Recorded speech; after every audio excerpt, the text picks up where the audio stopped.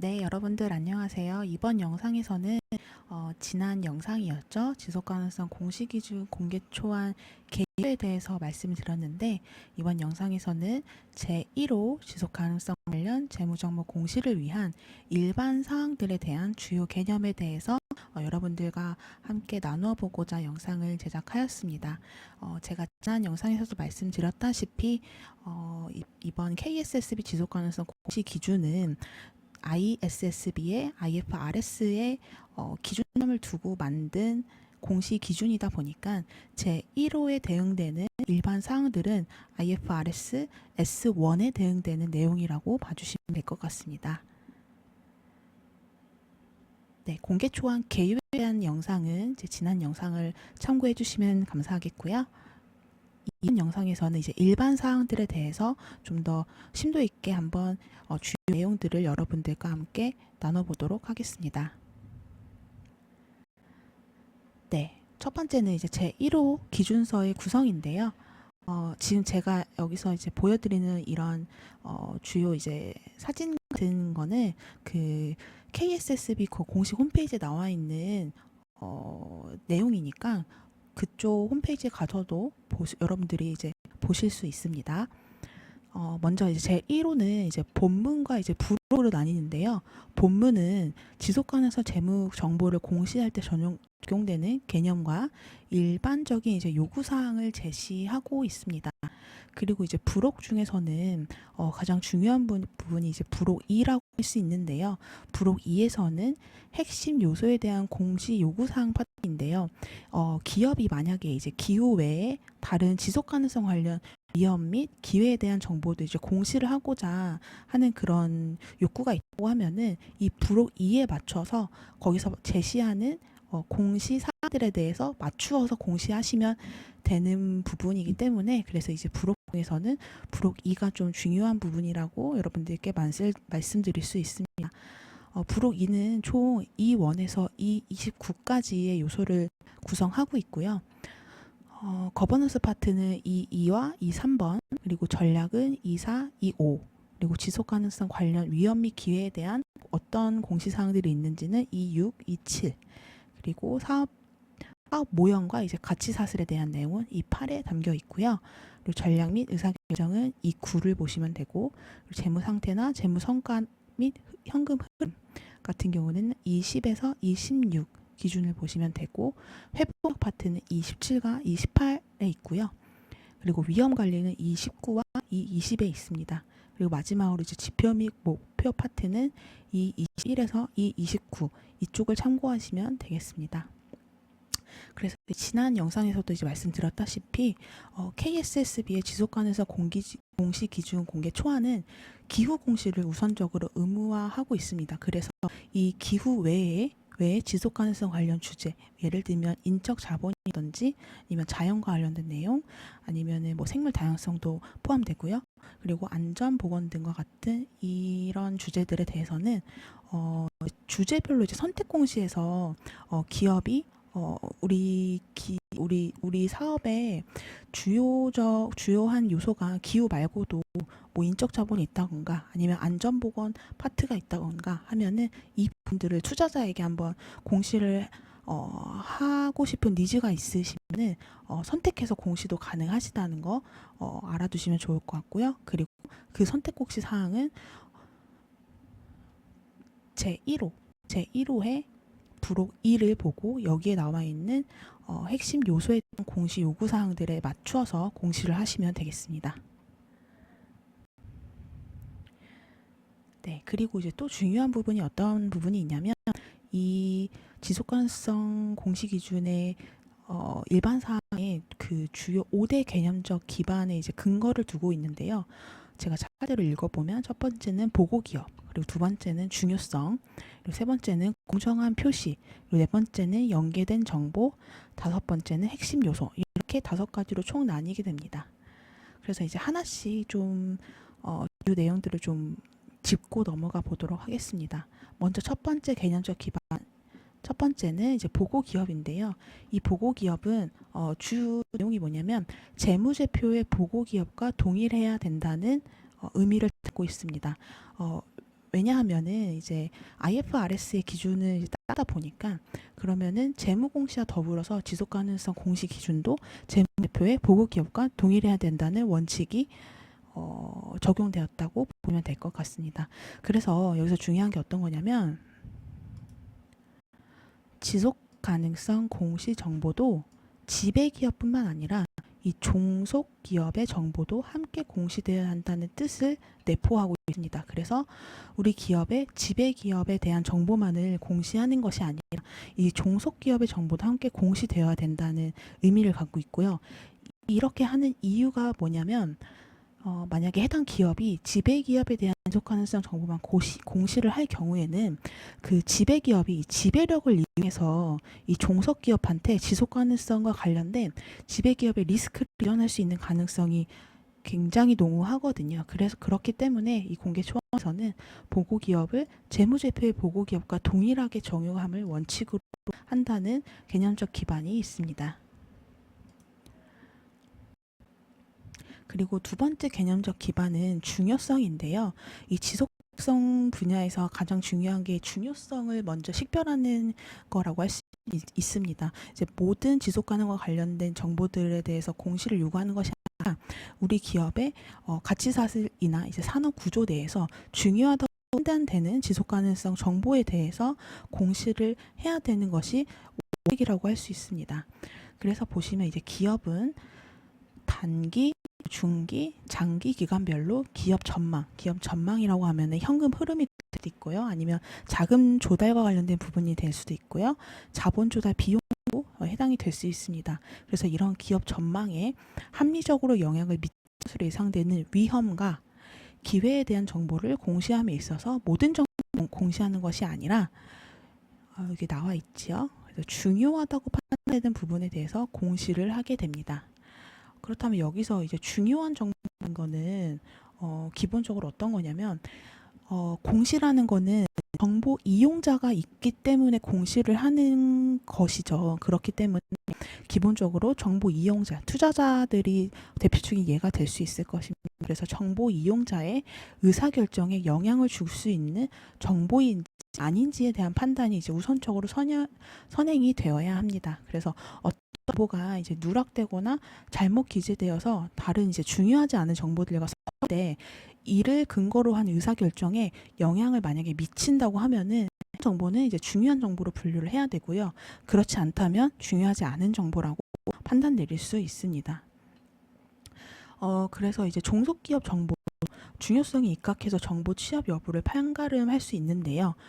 이 예는 그 지난 5월 16일에 KI 포럼에서 이제 발표자분들께서 말씀해 주셨던 예인데 어떤 예가 있냐면 예를 들어서 온실가스 배출과 관련해서 이제 서류상으로만 존재하는 회사 예를 들면 이제 페이퍼 컴퍼니가 해당이 되겠네요. 이러한 회사 같은 경우에는 해당 회사와 연관된 온실가스 배출량은 사실 중요한 정보가 아닐 수가 있죠. 왜냐하면 페이퍼 컴퍼니니까 이러한 경우에는 중요하지 않은 정보까지 취합해서 공시할 필요가 없다는 이제 하나의 이제 제가 예를 들었는데 이런 경우에는 이제 중요하지 않다고 판단할 수 있고 공시하지 않아도 될 수가 있다는 뜻으로 받아들이시면 될 것 같습니다. 그래서 지속가능성 공시는 중요성에 입각해서 정보의 공시를 할지 안 할지의 여부를 판가름할 수 있다라고 보시면 되겠습니다. 네, 그 세 번째 개념적 기반은 공정한 표시인데요. 이 부분은 이제 근본적으로 질적 특성이 이제 목적에 적합해야 된다. 그리고 표현이 충실해야 된다. 그리고 보강적 질적 특성이 이제 비교가 가능해야 된다. 지속 가능성 공시라는 거는 기본적으로 비교가 가능해야 되는 글로벌 그 출판선이기 때문에 비교 가능성이 있어야 되고 그리고 적시성이 있어야 되고 적절한 시기에 정보를 제공해야 되고 그리고 검증이 가능한 정보여야 되고 그리고 이해가 가능하다는 기본적인 베이스라인 위에서 우리가 공시를 할 필요가 있습니다. 그리고 이제 네 번째는 연계된 정보인데요. 개념적 기반에서 그 연계된 정보의 이제 속성이 좀 중요한 가치를 지니는데 이는 어떤 얘기냐면은 어떤 정보가 이제 고립되거나 차단돼서 전달되기보다는 다른 위치에 있는 정보와 같이 이제 연계해서 보여줌으로써 정보 이용자, 즉 재무제표 투자자가 해당 기업에 대한 전체적인 큰 그림을 그릴 수 있게 연계된 정보의 제공이 중요하다라고 말씀드릴 수 있습니다. 그리고 이 연계된 정보의 유형은 크게 세 가지로 나뉠 수가 있는데요. 첫째는 다양한 지속가능성 관련 위험 및 기회에 대한 공시간의 연계, 그리고 두 번째는 지속가능성 재무 공시 내의 연계, 세 번째는 재무제표와의 연계. 이렇게 크게 세 가지로 나뉠 수 있습니다. 하나씩 천천히 살펴보도록 하겠습니다. 네, 첫 번째는 다양한 지속가능성 관련 위험 및 기회에 대한 공시간의 연계입니다. 1번 같은 경우에는 지속가능성과 관련된 다양한 위험이 존재할 수 있습니다. 그래서 예를 들어서 A라는 위험과 B라는 위험이 존재할 때 위험 A랑 B는 서로 상충관계가 있는지 아닌지에 대한 정보를 공시할 수가 있게 됩니다. 그래서 만약에 위험 A와 B가 동일한 거버넌스 체계에서 감독이나 통제를 받고 있는 상황이라고 하면은 위험 A와 B에 대한 공시를 각각 할 필요 없이 하나의 거버넌스대에서 통합해서 공시가 되어야 함을 의미한다고 여러분들이 좀 받아들이시면 될 것 같습니다. 그래서 이 다양한 이제 지속 가능성 관련 위험 및 기회가 위험들이 그리고 기회들이 서로 상충관계에 있는지 아니면은 동일한 거버넌스 체계 하에서 이루어지는 것들인지에 따라서 통합해서 공시를 할 수 있다라는 의미를 담고 있습니다. 그 다음은 이제 지속가능성 재무공시 내의 연계인데요. 두 번째는 재무공시랑 연계가 되어야 된다는 말로 이제 받아들이시면 되고요.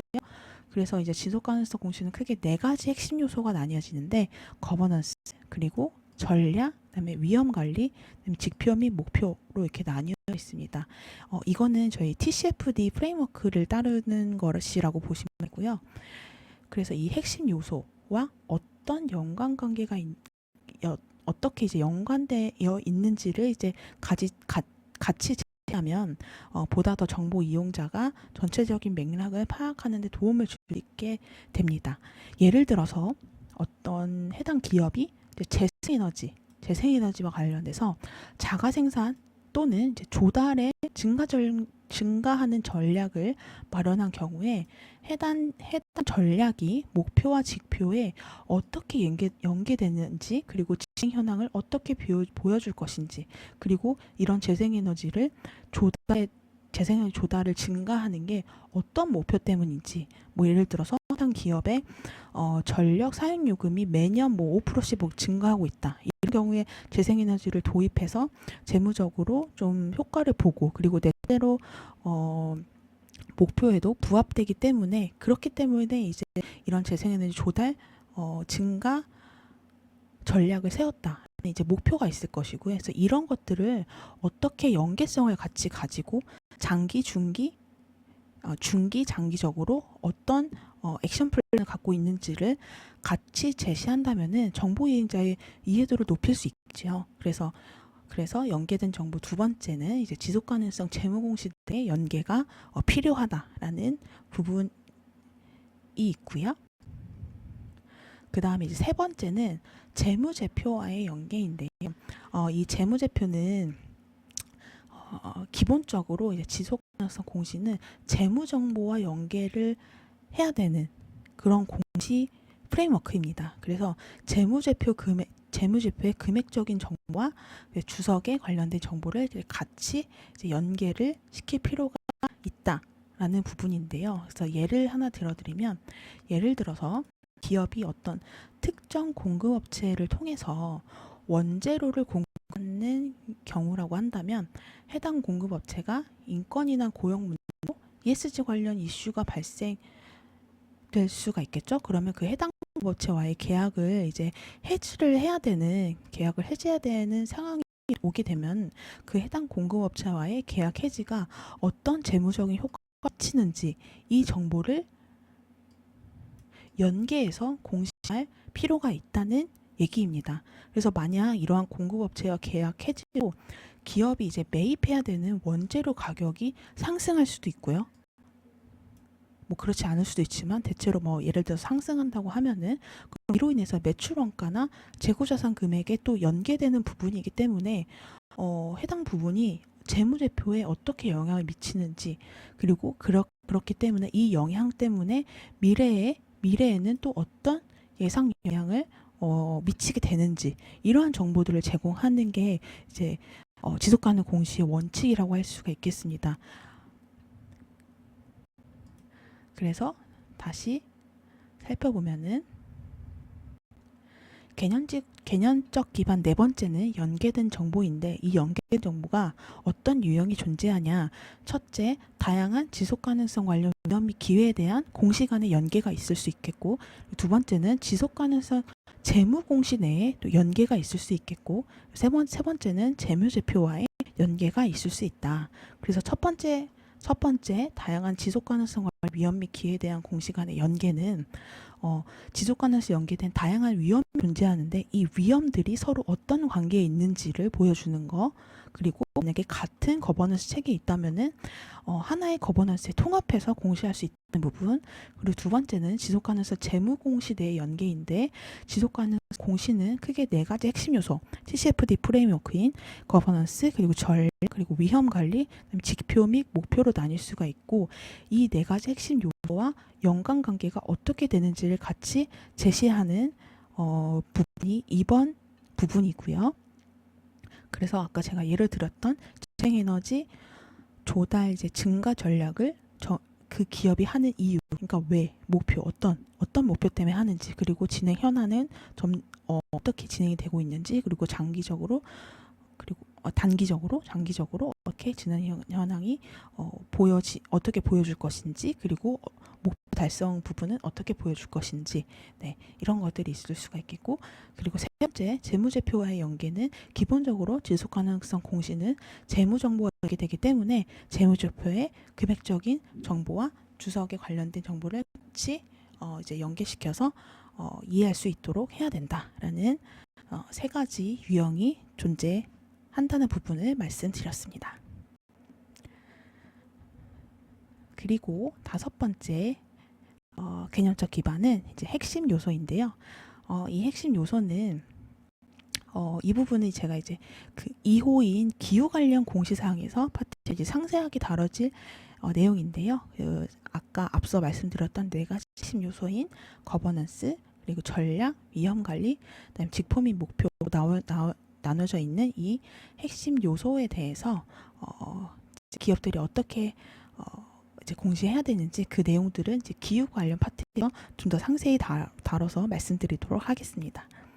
네, 그럼 이번 영상은 여기까지 내용을 전달드리고 두 번째 좀 파트를 나눠서 진행을 해보도록 하겠습니다. 네, 경청해 주셔서 감사합니다.